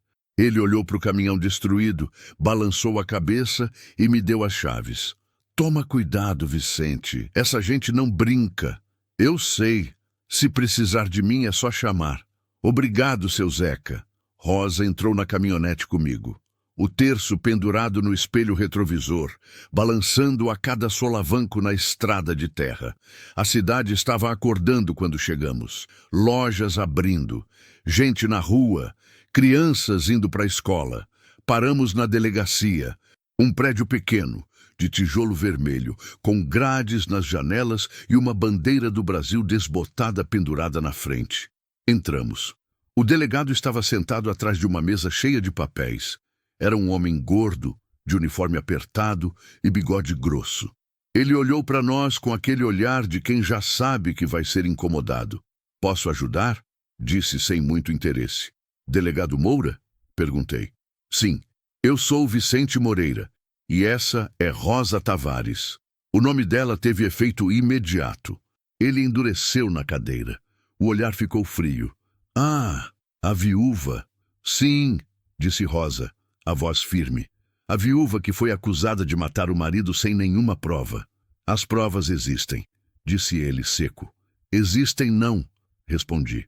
E nós viemos aqui mostrar as provas de verdade. As provas de quem realmente matou Augusto Tavares. Coloquei o celular na mesa, mostrei as fotos, o registro da farmácia, o recibo da casa de penhores. Ele olhou, sem expressão. E? Disse. E? Repeti, incrédulo. Fernando Tavares comprou veneno 2 semanas antes da morte de Augusto. Antônio vendeu o colar que acusaram Rosa de roubar. O padre recebeu dinheiro para ficar calado. E ontem à noite, eles incendiaram meu caminhão. Coloquei o galão na mesa, com as iniciais deles escritas aqui. O delegado olhou para o galão, depois para mim. Isso não prova nada. Fiquei paralisado. Como assim não prova nada? Qualquer um pode escrever iniciais num galão. Fernando comprar veneno para rato não significa que usou no irmão. Antônio vender um colar não é crime, e o padre receber doação é normal. O senhor tá de sacanagem. Ele se levantou, devagar, ameaçador. Cuidado com o tom, rapaz. Cuidado nada. O senhor tá protegendo esses assassinos. Eu tô protegendo a lei. E a lei diz que sem provas concretas, sem testemunhas, sem corpo para exumar, não tem caso. Então exuma o corpo. Não posso. Preciso de autorização da família. E a família não quer. Porque a família é culpada. Ele bateu a mão na mesa. Chega! Vocês dois saem daqui agora antes que eu prenda os dois por perturbação da ordem. Perturbe. Rosa me puxou. Vamos, Vicente. Vamos embora. Mas Rosa, vamos. Agora. Ela me arrastou para fora. Na rua respirei fundo, tentando controlar a raiva. Ele tá comprado, disse. Aquele filho da mãe tá comprado. Eu sei. Então, o que a gente faz? Ela ficou quieta por um momento, pensando. A gente vai atrás da única pessoa que pode ajudar. Quem? Maria. Maria era a ex-empregada dos Tavares. Uma mulher de 40 e poucos anos, magra, com o rosto marcado pelo sol e pelas dificuldades. Morava numa casinha de taipa nos arredores da cidade, com 3 filhos pequenos e um marido doente. Batemos na porta. Ela abriu. Quando viu Rosa, empalideceu. Dona Rosa. Oi, Maria. O que a senhora está fazendo aqui? Se os Tavares souberem, eles não vão saber, disse Rosa. Por favor, a gente só precisa conversar. Maria hesitou, olhou ao redor, nervosa. Depois abriu a porta. Entramos. A casa era simples, limpa, mas pobre. Cheiro de café velho e sabão de barra. Sentamos numa mesa pequena. Os filhos dela brincavam nos fundos. Maria, começou Rosa, eu preciso que você me conte a verdade. Sobre Augusto, sobre o que você viu. Maria baixou a cabeça. Dona Rosa, eu não posso. Eles vão me matar. Ninguém vai te matar, disse. A gente só precisa da sua palavra, da sua testemunha, para provar que eu sou inocente. Mas a senhora é inocente. Todo mundo sabe disso. Então me ajuda a provar. Maria começou a chorar. Eu tenho medo. Tenho muito medo. Rosa segurou a mão dela. Eu também tenho. Mas a gente não pode deixar eles ganharem. Maria limpou as lágrimas, respirou fundo. Tá bem, eu conto. E ela contou. Contou que 3 dias antes de Augusto morrer, ela viu Fernando entrando na cozinha. Viu ele pegando ervas que Rosa usava para fazer chá. Viu ele colocando algo dentro, algo que ele tirou do bolso, um pó branco. Contou que, quando perguntou o que ele estava fazendo, ele mandou ela calar a boca e sair. Ameaçou ela. Disse que se ela falasse algo, ia acabar com a família dela. Contou que no dia seguinte Augusto começou a passar mal. E ela soube. Soube que aquele pó era veneno. Mas ficou calada. De medo, de vergonha, de culpa. Eu devia ter falado, chorou ela. Devia ter impedido, mas eu sou covarde. Sou fraca. Você não é covarde, Maria, disse Rosa com a voz embargada. Você é humana. E você teve medo, todo mundo teria. Mas eu deixei a senhora sofrer, deixei te culparem. E agora você pode consertar, pode vir comigo no delegado, pode contar isso para ele. Maria balançou a cabeça, apavorada. Ele não vai me ouvir, ele é amigo dos Tavares. Então a gente vai mais longe, a gente vai para o juiz, para o promotor, para o jornal, para onde precisar ir. Maria olhou para Rosa, depois para mim. Vocês vão me proteger. Se eu fizer isso, eles vão vir atrás de mim. A gente protege, disse. Eu dou minha palavra. Ela respirou fundo. Então eu vou testemunhar, vou contar tudo. Rosa a abraçou. E pela primeira vez, senti que a gente tinha uma chance de vencer. Mas essa chance durou pouco. Quando saímos da casa de Maria, 2 cavaleiros nos esperavam na rua. Antônio e Fernando, montados, imóveis, olhando para nós como predadores olhando para presas acuadas. Meu sangue gelou. Entra na caminhonete, disse para Rosa baixo. Vicente, entra, agora! Ela obedeceu. Eu fiquei de pé, encarando os dois. Antônio sorriu, aquele sorriso de cobra. Achamos que vocês iam aparecer por aqui. Não é, Fernando? Fernando cuspiu no chão. Gente que mexe onde não deve sempre aparece. A gente não tá mexendo onde não deve, disse, tentando manter a voz firme. A gente tá buscando a verdade. A verdade? Antônio riu. A verdade é que vocês estão metendo o nariz onde não foram chamados. E isso tem consequências. Ameaças? É só isso que vocês sabem fazer? Fernando desceu do cavalo. Veio na minha direção. Eu não recuei. Ele parou a centímetros de mim. Era maior, mais forte, mas eu não tinha mais medo. Você queimou o meu caminhão, disse olhando nos olhos dele. Provê. Eu sei que foi você. Então vai fazer o quê? Chamar a polícia? Ele riu. O delegado é nosso amigo. O juiz também. Você não tem ninguém, caminhoneiro. Tenho ela. Apontei para Rosa, dentro da caminhonete. E isso basta. Fernando me empurrou, com força. Caí de costas na terra.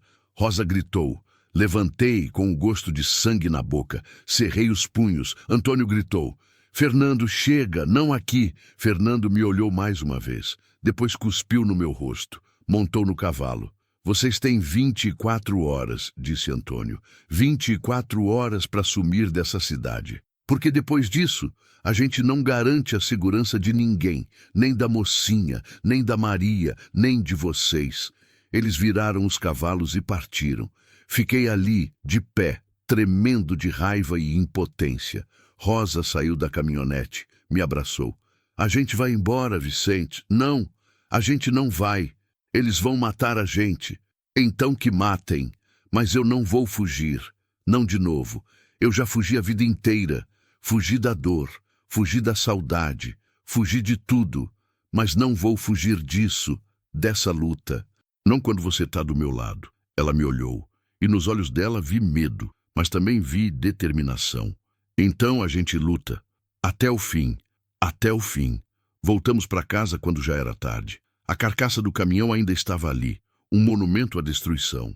Entramos na casa, trancamos as portas, fechamos as janelas, e naquela noite, Rosa dormiu no meu quarto. Não por medo, por escolha. Deitamos juntos lado a lado, ouvindo a respiração um do outro no escuro. Vicente, sussurrou ela. Sim, se a gente não conseguir, se acontecer o pior, eu quero que você saiba que esses dias com você foram os melhores da minha vida. Virei de lado, segurei o rosto dela. Não vai acontecer o pior. A gente vai vencer. Como você sabe? Porque a gente tem algo que eles não têm. O quê? A verdade e o amor. Ela sorriu no escuro e nos beijamos. Foi um beijo longo, profundo, cheio de promessas e de despedidas. Porque no fundo, os dois sabíamos. A tempestade ainda não tinha chegado. E quando chegasse, ia ser brutal. Quer que eu continue com o capítulo 7? Tentar novamente e continue. E alongue o próximo capítulo 7. O cerco acordei com o som de motores. Não era o barulho distante de caminhões passando na BR. Era perto, muito perto. Motores de caminhonete, mais de uma. Pulei da cama. Rosa já estava acordada, sentada, segurando o terço com as 2 mãos, os olhos arregalados. Eles vieram, disse ela, a voz tremendo. Corri até a janela. Abri a cortina velha, só uma fresta. 3 caminhonetes, paradas na frente da casa. 6 homens descendo. Alguns eu reconheci. Antônio, Fernando, 2 capangas que sempre andavam com eles. Os outros eram desconhecidos, mas todos tinham a mesma expressão: frieza. determinação, violência contida, e todos carregavam algo, pedaços de pau, facões. Um tinha uma espingarda. Meu estômago revirou. Vicente! Rosa estava ao meu lado agora, pálida. O que a gente faz? Fica longe das janelas. Eles vão entrar? Não, se eu não deixar. Peguei a espingarda velha do meu pai que estava guardada no armário. Tinha 2 décadas, não sabia nem se funcionava, mas era tudo que eu tinha. Carreguei. Minhas mãos tremiam. Rosa segurou meu braço. Vicente, não. Se você atirar neles, eles vão te matar. E se eu não fizer nada, eles vão matar a gente do mesmo jeito. Então a gente sai pela porta dos fundos. A gente foge. Para onde? Eles vão nos caçar. E vão achar Maria também. E qualquer um que tentou nos ajudar. Então o que a gente faz? Olhei para ela, para o rosto que eu tinha aprendido a amar, para os olhos que me faziam querer viver de novo. A gente resiste. Tranquei todas as portas. Empurrei móveis contra elas. A mesa da cozinha, o sofá velho, qualquer coisa pesada.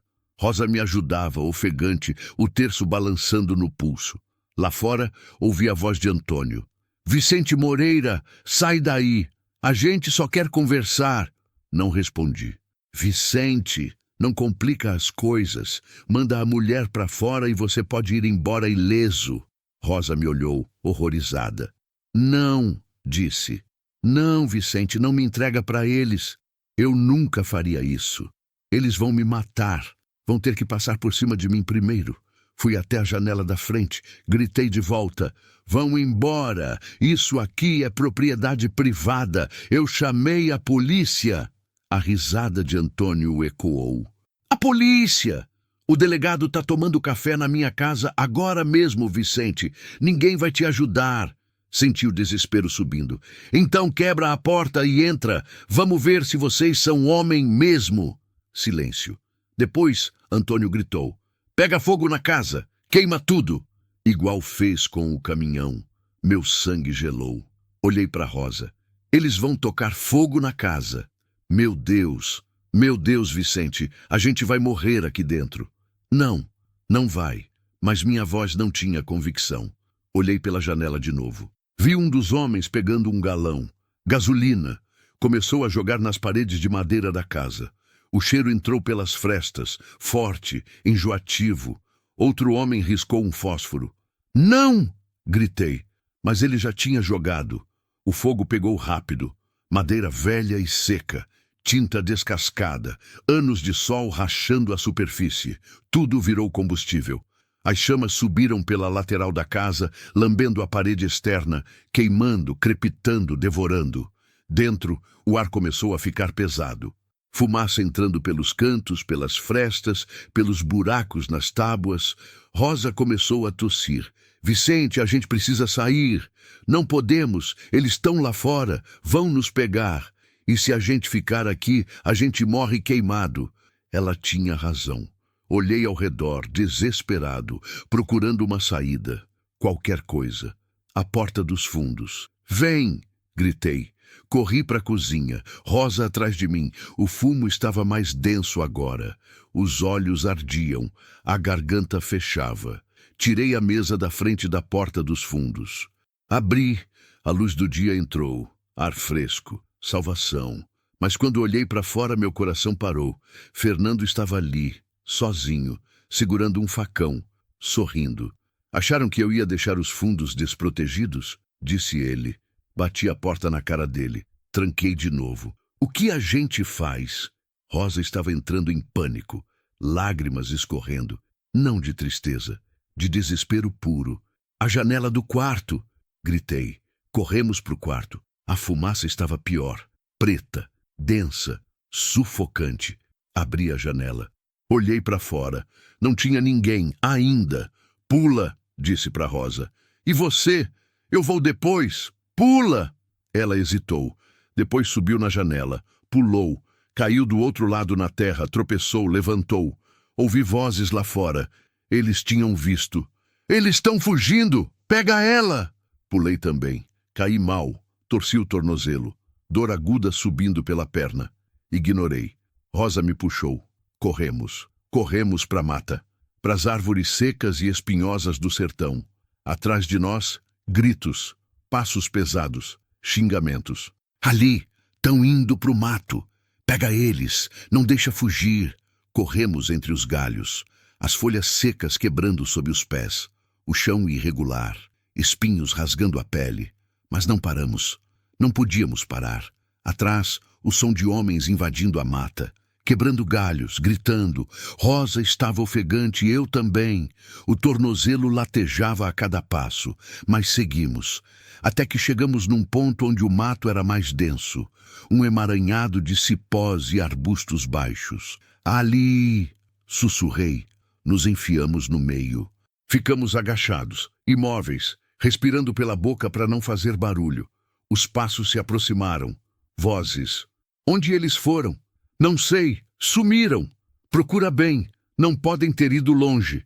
Os passos passaram perto. Muito perto. Eu via as botas de couro de um dos homens a poucos metros. Via a sujeira nelas, o couro gasto.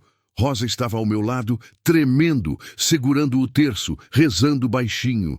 Deus te salve, Maria, cheia de graça. Eu segurava a espingarda, dedo no gatilho. Se eles nos achassem, eu ia atirar.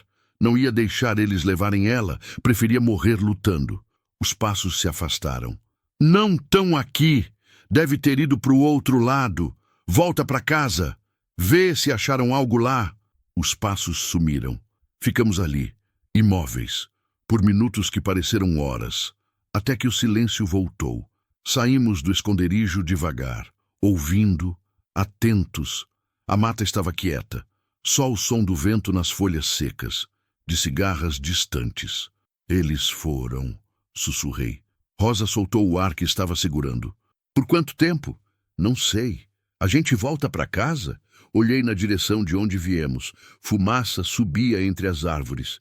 Preta, grossa. Não tem mais casa para voltar. A voz saiu mais quebrada do que eu queria. Rosa me abraçou. A gente está vivo, é o que importa. Por enquanto. Não diz isso. É verdade, Rosa. Eles vão voltar. E da próxima vez, vão ter certeza que a gente está morto. Então o que a gente faz? Pensei. Rápido. A gente vai para a cidade. Para o centro. Onde tem gente. Onde eles não podem fazer nada sem testemunhas. E depois a gente vai atrás de quem realmente pode nos ajudar. Quem?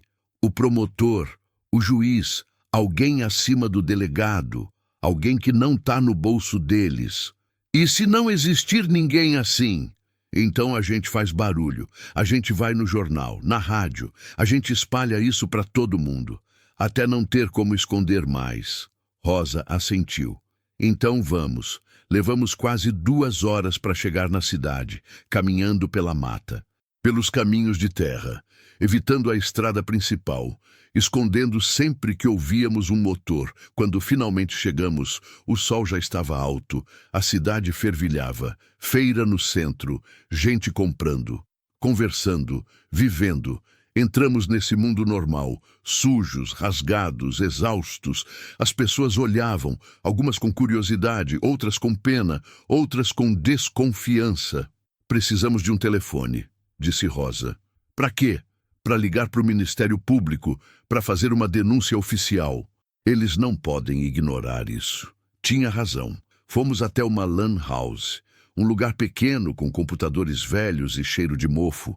O dono, um menino de uns 20 anos, olhou para a gente com estranheza. Posso usar o telefone? Perguntei. É R$ 2 o minuto. Coloquei uma nota de 10 na mesa. 5 minutos então. Ele empurrou o telefone.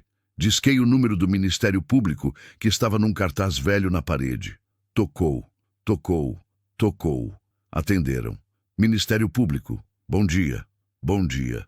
Eu preciso fazer uma denúncia. É urgente. Qual a natureza da denúncia? Homicídio, tentativa de homicídio, incêndio criminoso, corrupção, silêncio do outro lado. O senhor pode vir até nosso escritório? Onde fica? Em Imperatriz, a 150 quilômetros daqui. Meu coração afundou. Não tem ninguém aqui? Aqui onde? Buriticupu. Não, senhor. O promotor responsável pela comarca atende em Imperatriz. Pode fazer a denúncia por telefone, mas precisamos que compareça pessoalmente para formalizar. E se eu não puder ir? Então não tem como processar, senhor. É o procedimento. Desliguei. Rosa me olhou. E aí? Precisamos ir para a Imperatriz. Pessoalmente. Como? A gente não tem carro, não tem dinheiro para ônibus, não tem nada. Olhei ao redor, tentando pensar, tentando achar uma solução. Foi quando vi, pela janela da Lan House, seu Zeca, o vizinho que tinha emprestado a caminhonete. Ele estava na praça, conversando com outros velhos. Espera aqui, disse para Rosa. Saí correndo. Seu Zeca! Ele se virou. Quando me viu, o rosto fechou. Vicente. Que foi? A casa. Eles tocaram fogo na casa. Eu sei. Vi a fumaça. O senhor viu quem foi? Vi. E não fez nada? Ele olhou ao redor. Baixou a voz. Vicente, eu sou um velho de 70 anos. O que eu ia fazer? Enfrentar 6 homens armados? Eu ia morrer. E não ia mudar nada. Então o senhor é covarde igual todo mundo aqui? Ele apertou os lábios. Ficou vermelho. Cuidado com as palavras, menino.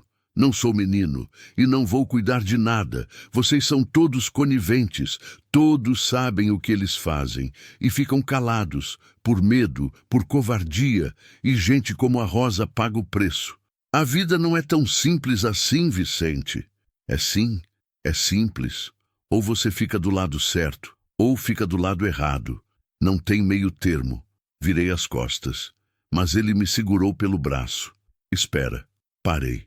Ele suspirou. Tirou do bolso uma nota amassada de R$ 100. Toma, pega um ônibus, sai dessa cidade, vai para longe. Olhei para a nota, depois para ele. Não vou fugir. Vicente, você é teimoso igual o pai, e o pai morreu cedo por causa disso. Prefiro morrer cedo lutando do que velho e covarde. Peguei a nota, não por aceitar a covardia dele, mas porque precisava. Obrigado. Voltei para a Lan House. Rosa me esperava, com uma expressão estranha no rosto. O que foi? Perguntei. Ela apontou para o computador. Na tela, um site de notícias local. A manchete: incêndio destrói casa na BR-222. Moradores acreditam ser acidente. Abaixo, uma foto da minha casa, ou do que sobrou dela. Cinzas, escombros, fumaça.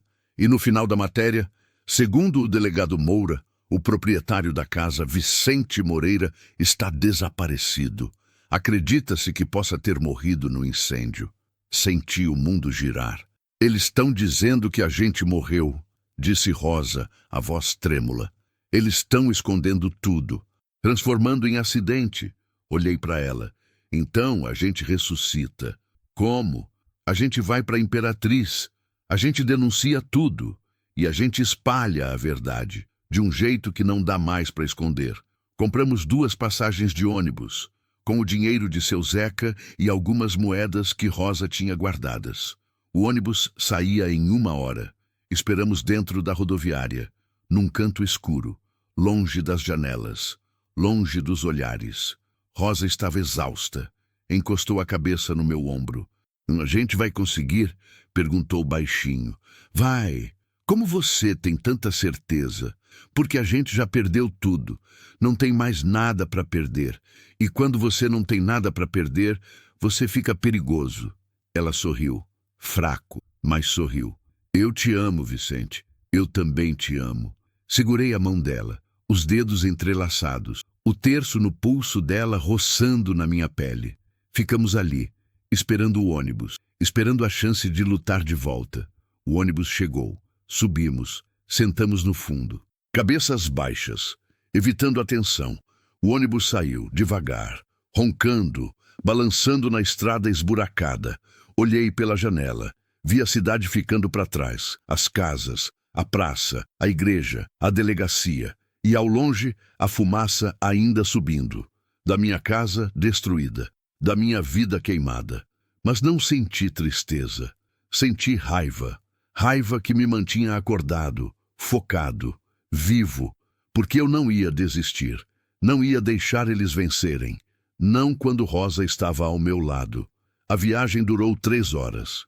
3 horas de estrada, de silêncio, de pensar no que vinha pela frente. Quando chegamos em Imperatriz, o sol estava começando a se pôr. A cidade era maior, mais barulho, mais gente, mais vida.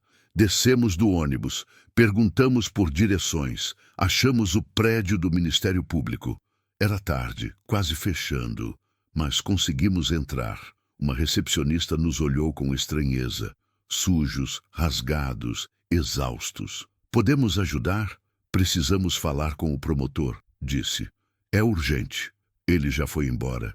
Volta amanhã de manhã. Não pode esperar amanhã. Desculpa, mas... Por favor! Rosa gritou. A voz ecoou no corredor vazio. Por favor! Eles tentaram nos matar, queimaram nossa casa, nos perseguiram e vão fazer de novo se a gente não fizer algo agora. A recepcionista ficou boquiaberta. Depois pegou o telefone, discou um número. Dr. Henrique, desculpa incomodar, mas tem 2 pessoas aqui. Dizem que é urgente. Vida ou morte. Pode descer? Pausa. Sim, senhor. Obrigada. Desligou. Ele vem. Esperamos.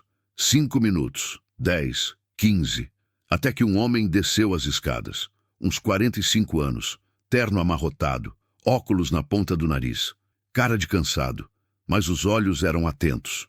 Vocês que precisam falar comigo? Sim, disse. É sobre o quê? Respirei fundo. É sobre assassinato, corrupção, tentativa de homicídio e uma família inteira que está acima da lei. Ele nos olhou, avaliando, decidindo se éramos loucos ou se era sério. Depois disse, vem, vamos conversar no meu escritório. E pela primeira vez em dias, senti algo que tinha esquecido. Esperança. Quer que eu continue com o capítulo 8? Tentar novamente, continue, e alongue o próximo. Capítulo 8. A verdade exposta. O escritório do Dr. Henrique Carvalho era pequeno e abarrotado de processos. Pilhas de papel nas mesas, pastas amareladas nas prateleiras, um ventilador velho girando no teto, fazendo mais barulho do que vento. Cheirava a café velho e papel mofado. Ele nos indicou 2 cadeiras. Sentamos. Rosa ainda segurava o terço, passando as contas entre os dedos nervosos. Dr. Henrique se sentou atrás da mesa. Tirou os óculos. Limpou com a ponta da camisa. Colocou de volta. Então, disse, cruzando os dedos sobre a mesa, vocês têm 15 minutos antes que eu precise ir embora. Convençam-me de que isso não é perda de tempo. Olhei para Rosa. Ela assentiu. Comecei. Contei tudo, desde o começo, desde quando encontrei Rosa na chuva. O casamento dela com Augusto, a morte dele, as acusações, a expulsão, como ela chegou até mim, como os irmãos Tavares apareceram, as ameaças, o incêndio do caminhão, o veneno comprado por Fernando, o colar vendido por Antônio, o testemunho de Maria, a omissão do delegado, a casa queimada, a perseguição na mata, tudo, falei sem parar. As palavras saindo atropeladas, a voz embargada em alguns momentos. Rosa completava quando eu esquecia algum detalhe. Dr. Henrique escutava, imóvel, o rosto sem expressão, apenas escutava. Quando terminei, o silêncio pesou. Ele ficou olhando para nós. Depois suspirou, longo, cansado. Vocês têm provas? Perguntou finalmente. Tenho fotos, disse pegando o celular. Mostrei as imagens, o registro da farmácia, o recibo da casa de penhores. E tenho testemunha, Maria, a ex-empregada dos Tavares. Ela viu Fernando colocar veneno na comida de Augusto. Ela vai depor? Vai, se tiver proteção. E o corpo? Foi exumado? Não. O delegado disse que precisa de autorização da família. E a família não quer. Dr. Henrique anotou algo num bloco. O delegado é Moura? Sim, ele fez uma careta. Conheço. Velho raposo. Já passou por 3 sindicâncias. Nunca pegou nada que colasse. Esperto demais. Ele é amigo dos Tavares. Todo mundo é amigo dos Tavares naquela região. Eles têm terras, gado, influência. Já tentaram processar essa família antes. Nunca deu em nada. Testemunhas sumiam. Provas desapareciam. Juízes transferidos. É como brigar com fantasma.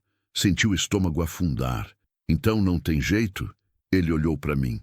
Não disse isso. Disse que é difícil. Mas difícil não é impossível. Rosa se inclinou para frente. O senhor vai nos ajudar?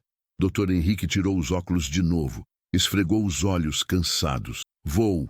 Mas preciso que vocês entendam.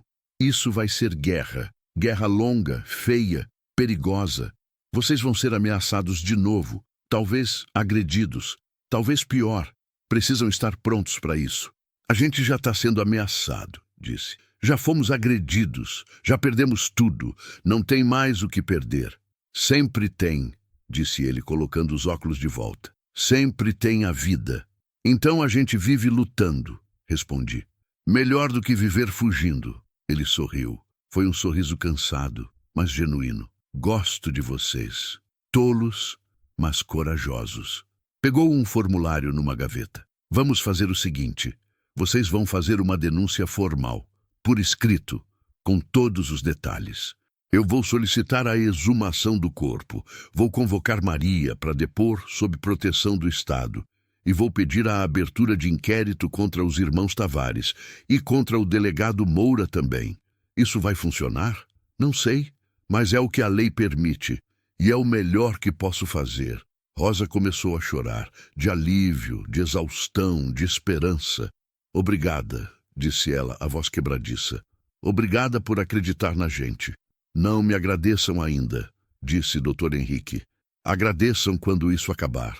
E vocês ainda estiverem vivos.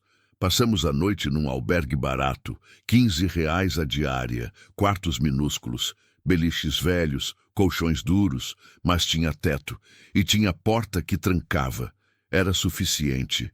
Rosa deitou na cama de baixo, eu na de cima, mas nenhum de nós dormiu. Vicente, disse ela no escuro. Sim? Você acha que a gente vai conseguir? Não sei, mas a gente está tentando. E isso já é mais do que a maioria faz. Eu tenho medo. Eu também. Mas você não parece. É porque eu já perdi antes. E sobrevivi. Então sei que dá para sobreviver de novo. Ela ficou quieta por um momento. Você era feliz? Com sua esposa? A pergunta me pegou de surpresa. Era. Muito. Como ela era? Pensei. Nas lembranças. No rosto de Lívia. No sorriso dela. Ela era leve, sabe? Eu sempre fui duro, fechado. E ela era o oposto. Ria de tudo. Via beleza em tudo. Até em mim, mesmo quando eu não via. Ela gostaria de mim? Gostaria. Com certeza. Como você sabe. Porque ela sempre gostava de gente que lutava. Gente que não desistia. E você é a pessoa mais lutadora que eu conheço. Rosa desceu da cama. Veio para cima, pro beliche de cima. Deitou ao meu lado. O espaço era apertado. Mal cabíamos os dois. Mas nenhum de nós reclamou. Pode me abraçar? Perguntou ela, baixinho. Abracei. Ela encostou a cabeça no meu peito. O terço entre nós. Respirou fundo. Obrigada por não desistir de mim. Nunca vou desistir. Promete? Prometo. E ali, naquele beliche apertado, naquele albergue barato, no meio de uma guerra que mal começou, nós dormimos. Pela primeira vez em dias, dormimos. No dia seguinte, voltamos para o Ministério Público. Dr. Henrique já estava lá, com café forte e olheiras profundas. Dormiram? Perguntou. Um pouco, disse. Bom, vão precisar. Hoje vai ser longo. Ele nos levou para uma sala pequena. Tinha uma escrivã, uma mulher de meia idade, óculos grossos, expressão séria. Essa é Dona Lourdes. Ela vai registrar tudo o que vocês disserem, palavra por palavra. Então não pulem nada, não escondam nada e principalmente não mintam. Se vocês mentirem, isso vai ser usado contra vocês depois. Entenderam? Assentimos. Bom, então vamos começar. E começamos. Contamos tudo de novo. Mas dessa vez, mais devagar, mais detalhado. Dona Lourdes digitava rápido, os dedos voando no teclado velho. Ela parava para fazer perguntas, datas exatas, horários, nomes completos, descrições físicas. Levou 3 horas. Quando terminamos, ela imprimiu tudo, 27 páginas, entregou para nós. Leiam. Certifiquem-se que está tudo correto. Depois, assinem no final. Lemos. Rosa lia devagar, movendo os lábios. Algumas partes ela parava, limpava as lágrimas, continuava. Quando terminamos, assinamos. Dr. Henrique pegou o documento, carimbou, assinou também. Pronto, disse. Agora é oficial. Agora a máquina começa a se mover. E agora? Perguntei. Agora eu vou até Buriticupu. Vou falar com o juiz. Vou solicitar a exumação. Vou convocar Maria. E vou intimar os irmãos Tavares para depor. Eles vão aparecer? Vão ter que aparecer. Se não aparecerem, mando a polícia buscar. E dessa vez, não vai ser o delegado local. Vai ser a polícia estadual. E quanto tempo isso leva? Uns 3, 4 dias? Talvez uma semana. A gente pode ficar aqui? Ele pensou. Podem, mas vou sugerir algo melhor. Vou pedir para vocês ficarem na casa de apoio a testemunhas. É um lugar seguro, protegido. Ninguém vai saber onde vocês estão. Rosa me olhou. O que você acha?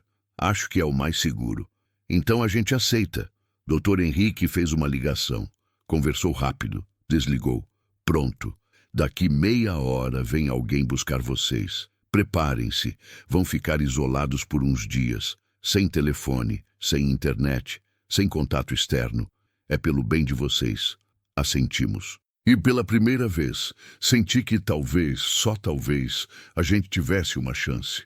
A casa de apoio era um lugar simples. Parecia uma casa normal, num bairro normal.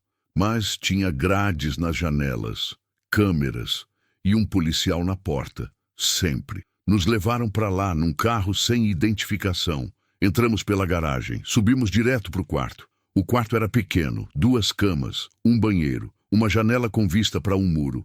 Comida vem 3 vezes ao dia, disse o policial. Um homem alto, de uns 30 anos, com cara de poucos amigos. Não podem sair, não podem receber visitas, não podem fazer ligações, qualquer coisa, apertam esse botão aqui. Apontou para um botão vermelho na parede. Alguém vem. Por quanto tempo? Perguntei. Até o promotor dizer que podem sair. Ele saiu, trancou a porta por fora. Ficamos sozinhos. Rosa sentou na cama, olhou ao redor. Parece prisão. É para nossa proteção. Eu sei, mas parece prisão do mesmo jeito. Sentei ao lado dela. É temporário. Tomara. Pegou o terço. Começou a rezar. Baixinho, sempre baixinho. Eu apenas fiquei ali, ouvindo, sentindo o peso do silêncio. Os dias se arrastaram. Não tínhamos relógio, não tínhamos janela de verdade. O tempo virava uma coisa abstrata. Só sabíamos que era manhã quando a comida chegava. Sabíamos que era noite quando apagavam as luzes do corredor. Rosa rezava muito. Eu andava de um lado para o outro, tentando não enlouquecer.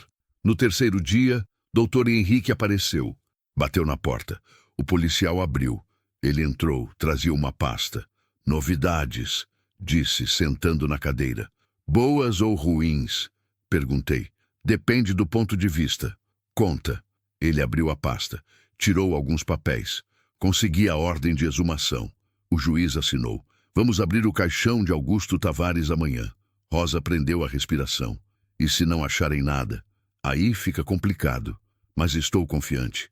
Veneno de arsênico deixa traços, mesmo depois de meses.